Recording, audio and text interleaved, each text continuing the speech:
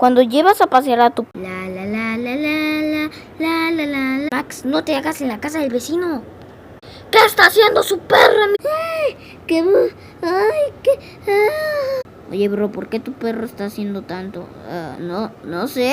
¿Le diste eso? Sí. ¿Qué tiene? Eso va a hacer que todo el día esté haciendo el baño. ¿Qué hiciste? Ya, chale, ya la cagué, ¿verdad? ¡Sí! ¡No, Alan! ¡Por Dios!